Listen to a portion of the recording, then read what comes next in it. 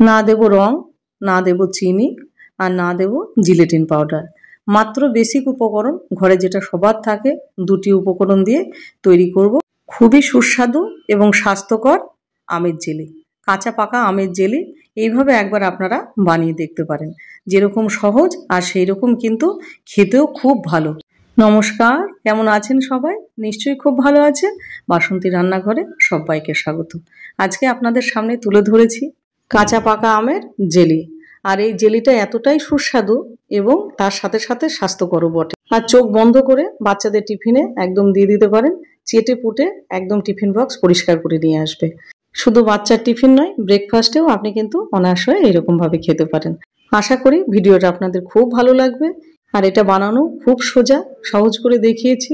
আর যদি ভালো লেগে থাকে তাহলে অবশ্যই চ্যানেলটাকে সাবস্ক্রাইব করে পাশে থাকা বেল বাটনটা প্রেস করে রাখবেন, যাতে বাসন্তী রান্নাঘরের ভিডিওর সমস্ত আপডেট সবার আগে আপনার কাছে পৌঁছায়।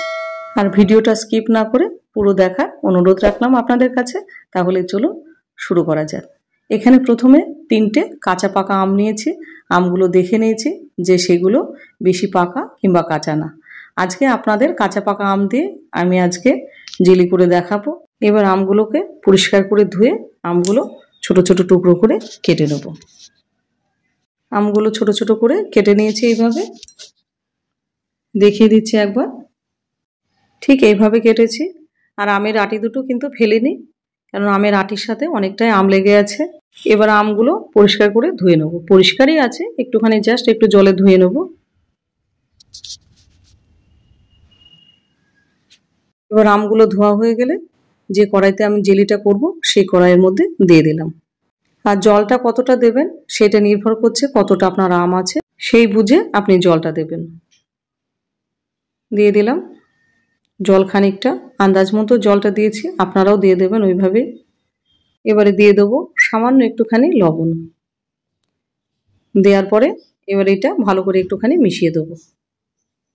এবার গ্যাসের চুলাটা ধরিয়ে দিলাম। এবার কড়াইটা বসিয়ে দেবো। এবার কড়াইটা বসিয়ে দেওয়ার পরে এবার এটা মোটামুটি 20 থেকে 25 মিনিট লো টু মিডিয়াম হিটে এটা ফুটতে দেবো। 25 মিনিট পর আপনাদের সামনে ফিরে আসলাম। আশা করি আমগুলো কিন্তু এখন সেদ্ধ হয়ে গেছে, পুরোপুরি আমগুলো সেদ্ধ হয়ে গেছে। আর এবার যেটা করব, এরকম একটা স্ট্রেনারের সাহায্যে আমগুলো পুরোপুরি ছেঁকে নেব।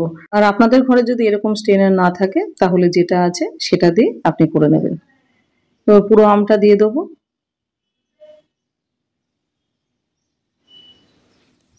এবার বাকিটাও দিয়ে দিলাম।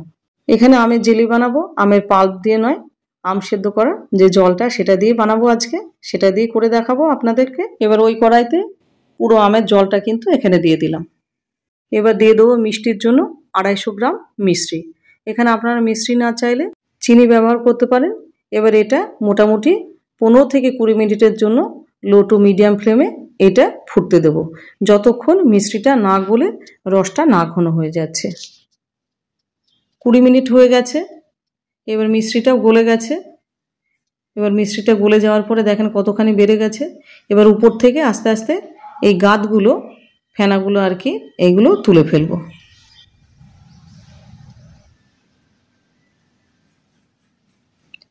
আর গ্যাসের ফ্লেম এখন লো টু মিডিয়ামই আছে। এবার এটাকে আরও মোটামুটি 15 মিনিট আমি লো টু মিডিয়াম ফ্লেমে ফুটিয়ে নিলাম। এই যে অনেকটা কমে গেছে, দেখতেই পাচ্ছেন। এবারে দিয়ে দেবো লেবু, হাফটা লেবু চিপে দিলাম। আর এই লেবুটা কিন্তু সংরক্ষণের কাজ করবে। এবার লেবুটা দেওয়ার পরে আবার ভালো করে একটুখানি নাড়িয়ে এবারও মোটামুটি মিনিট 10 মতো এটা ফুটতে দেব। অনেকটাই ঘন হয়ে গেছে।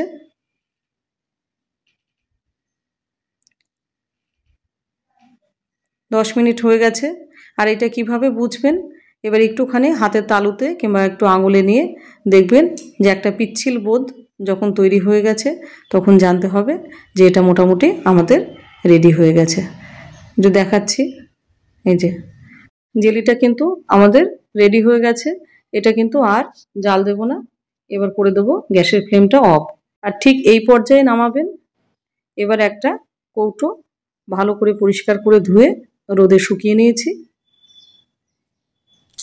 এবার এই কৌটোর মধ্যে এবার একটুখানি ঠান্ডা হলে এবার ঢেলে দিন।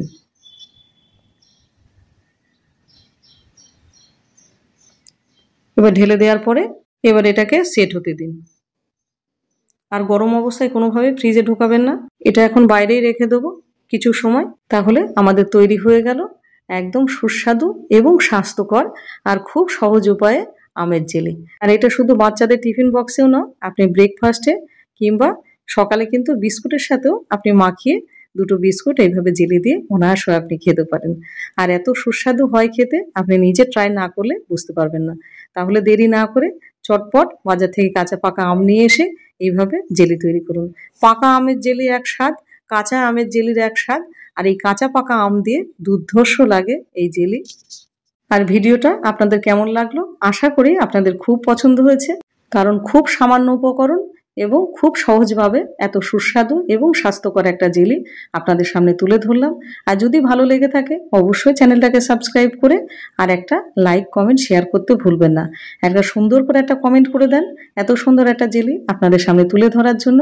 আর হ্যাঁ, একটা লাইক কিন্তু করে যাবেন যাওয়ার সময়। আর চটপট শেয়ার করে দেন প্রিয়জনের সাথে, যাদের ছোট ছোট বাচ্চা আছে, যেসব মায়েরা স্বাস্থ্যকর খাবার খাওয়াতে চান বাচ্চাদের, কিংবা আপনিও সকাল সকাল যদি দুখানা ব্রেডের সাথে এইভাবে একটু জেলি মাখিয়ে খান, তাহলে কিন্তু আপনার সকালে খাবারটা কমপ্লিট হয়ে যাবে। আর ভিজিট করুন বাসন্তী রান্নাঘর, সেখানে ভালো ভালো রান্না আছে, আমের অনেক ধরনের রেসিপি আছে।